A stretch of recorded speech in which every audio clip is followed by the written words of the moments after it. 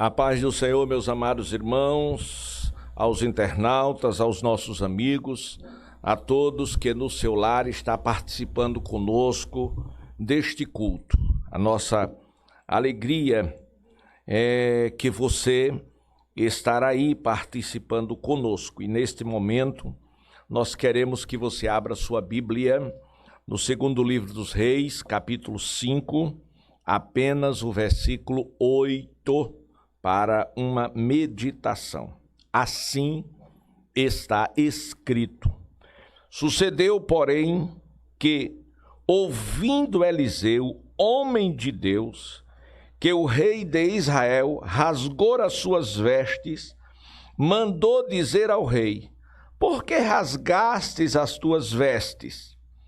Deixai-o vir a mim, e saberá que há profeta em Israel. Glória a Deus para todo sempre. Queridos irmãos, o profeta é um porta-voz de Deus. É aquele que Deus fala através da sua instrumentalidade. É um canal de bênção entre os céus e a terra. O profeta, ele tem a responsabilidade de denunciar o pecado, de consolar e também de impetrar juízo de Deus sobre a face da terra. E naqueles dias, o rei de Israel, Jorão, que era o reino do norte, Israel, capital Samaria, ele recebeu nada mais, nada menos do que Naamã, que trazia do seu rei, Ben-Hadad, uma carta que dava o seguinte teor: estou lhe enviando o meu general para que o Senhor resolva o problema dele e ele seja curado. E quando o rei leu aquela carta, ele entendeu que era uma afronta e que Ben-Hadad estava buscando ocasião para fazer guerra contra ele. E assim, Jorão rasgou as suas vestes. E claro, um rei, quando se humilha à altura de rasgar as suas vestes, isto é uma notícia nacional e chega a ser internacional. Mas logo que a notícia chegou ao profeta, o profeta mandou perguntar a Jorão por que ele havia rasgado as suas vestes. Porque o profeta, que era homem de Deus, quando soube do que estava acontecendo, disse para o rei que havia rasgado a sua veste: mande que ele venha a mim e saberás que em Israel tem profeta. Glória a Deus. Para que você possa entender o teor desta carta e desta história, em primeiro lugar, eu quero lhe falar de Naamã. Naamã, capítulo 5 e versículo 1, nos dá conta que ele era capitão do exército do rei da Síria. Número 2, era um grande homem diante do seu senhor, a saber, Ben-Hadad, e de muito respeito na sua nação, porque por meio dele, o seu povo e a sua nação tinha ganho muitas batalhas. O rei da Síria o tinha em grande estima. E este homem era um homem valente, porém, ele era um homem leproso. Todas as qualidades reunidas que ele tinha não o tornava um homem realizado, não o tornava um homem feliz. Por quê? Por conta da lepra que estava sobre o seu corpo. E meus amados irmãos, em uma dessas batalhas que as tropas da Síria invadiu Israel, Naamã trouxe uma garota, cerca de 12 a 13 anos, como escrava, que era costume na guerra. E ele trouxe aquela garota e deixou na sua casa. E aquela menina passou a conviver no seio daquela família. E quando foi um dia, ela percebeu que aquele grande homem respeitado e ilustre, ele era leproso. Glória a Deus. E quando ela percebeu isto, ela não teve a menor dúvida que Deus estava abrindo para ela uma grande oportunidade. Porque crente é assim, crente abençoado, crente que anda na presença de Deus, ele não pode ver uma oportunidade que ele chegou a minha vez. E aquela garota chegou para a sua senhora, esposa de Naamã, e disse para ela: olha, se o meu senhor Naamã, ele estivesse no meu país, fosse a Samaria e se apresentassem ao homem de Deus, ele ficaria curado dessa lepra.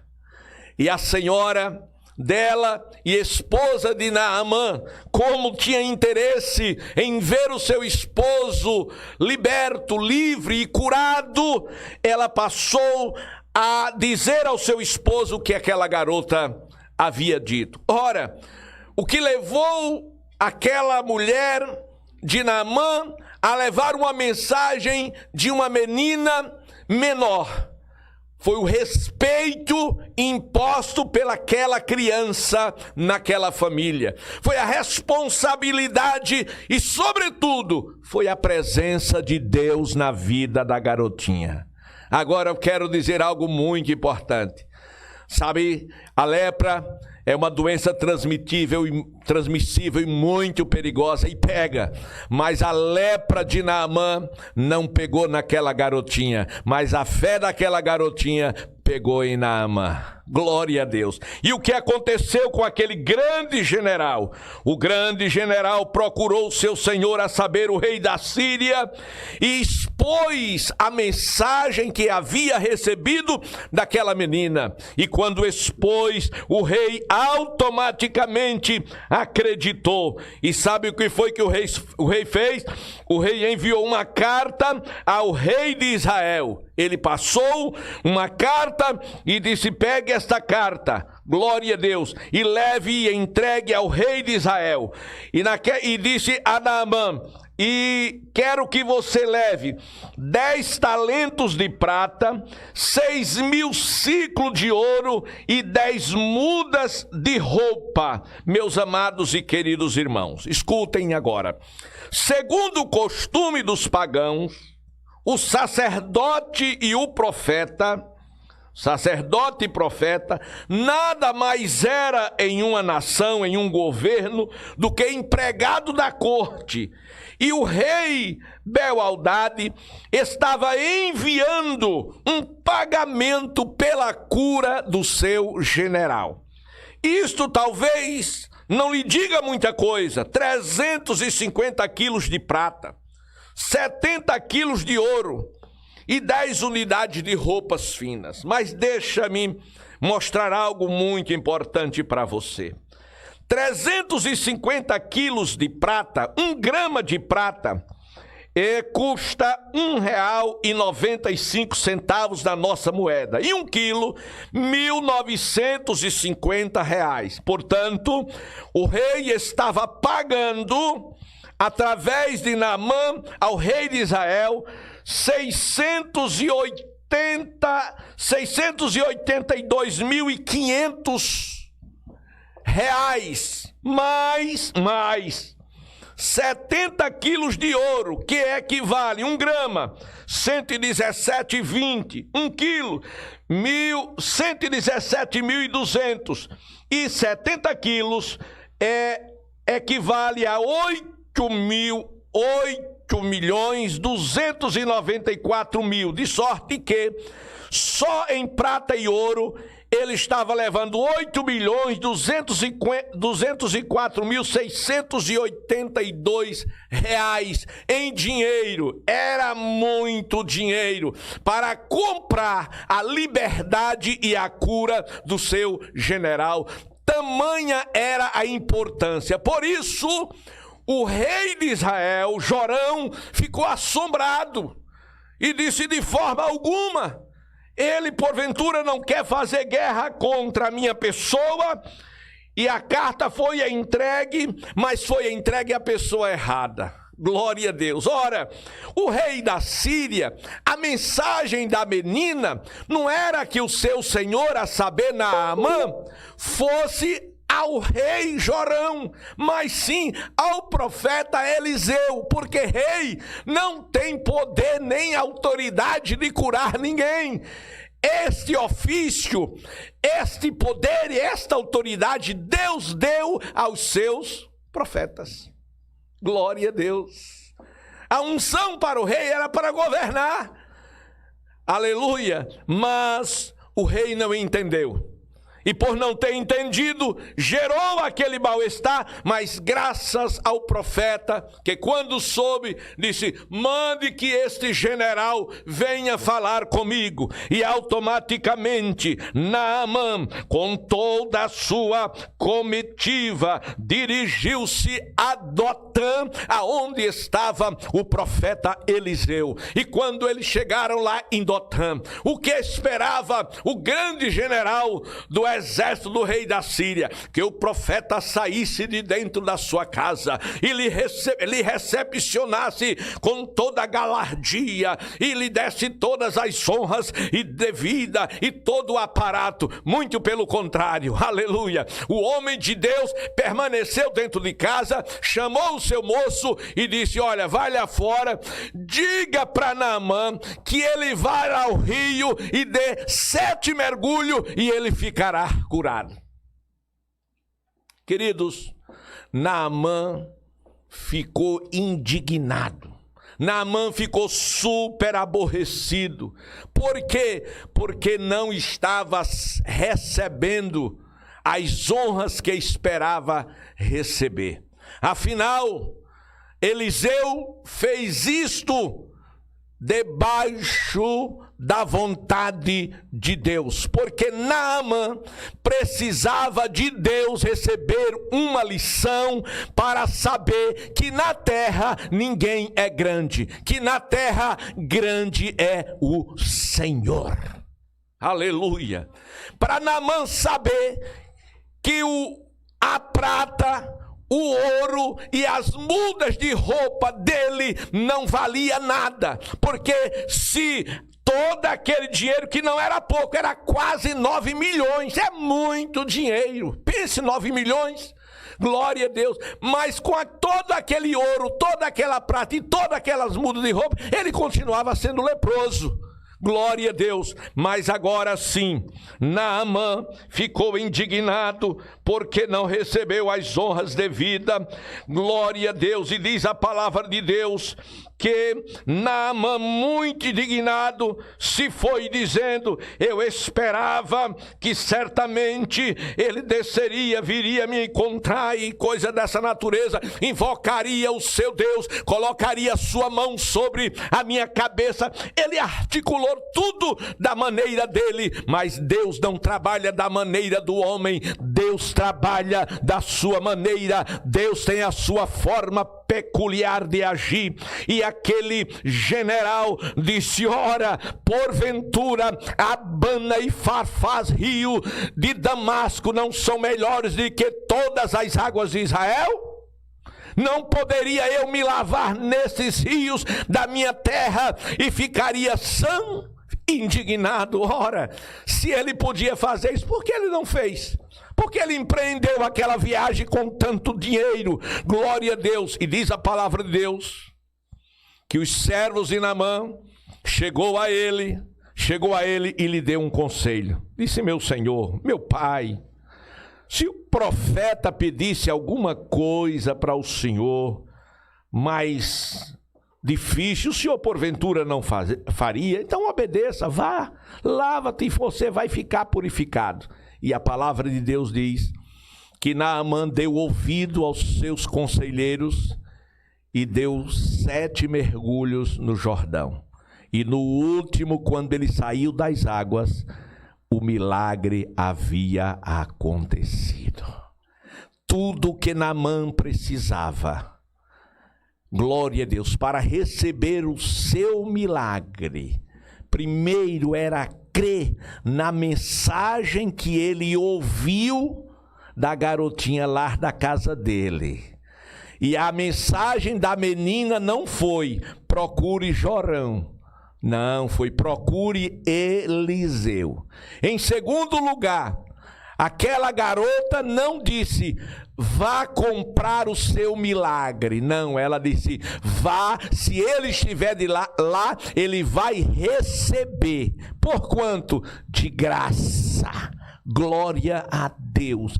Mas ele fez a maneira dele, por isso deu errado. E eu quero dizer, você que está aí na sua casa me ouvindo, não queira que Deus faça do jeito que você quer que seja feito. Faça do jeito que Deus diz que tem que ser feito. Glória a Deus. Quando Naamã entendeu que não era coisa nenhuma, ele se humilhou, desceu e deu os 7 mergulhos. Aí Deus disse: sim, agora vou operar na tua vida. Quando ele recebeu o milagre, o que aconteceu? Ele voltou para o profeta. Glória a Deus. Esta é a parte que eu acho fantástica. Agora imagine Naamã com quase 9 milhões voltar para o profeta feliz da vida, dizendo: olha, muito obrigado, seu Deus realmente... Ele declarou que não havia em lugar nenhum um Deus como o Deus de Israel. Aleluia. Ele deu esse testemunho fantástico. Não existe em lugar, em parte alguma do mundo, um Deus como o Deus em Israel. E acredite, não há não mesmo. Glória, não há um Deus como o nosso Deus. Aleluia. E agora ele, de posse da sua bênção, pegou o dinheiro e foi pagar o profeta. E sabe o que foi que o profeta disse? Quero não. Quero não o seu dinheiro. Pode ficar com o seu dinheiro. Glória a Deus. E queridos, não era a ocasião, de forma alguma. Por quê?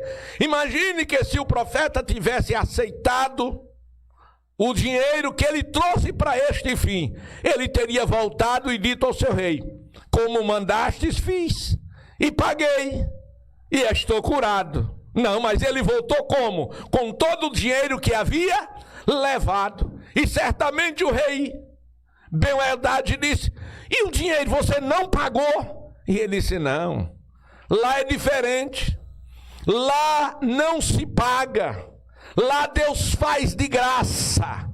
O Deus de Israel é poderoso, e ele usou o homem de uma forma incrível, que eu nem esperava que fosse receber a cura, porque o homem nem me receber veio.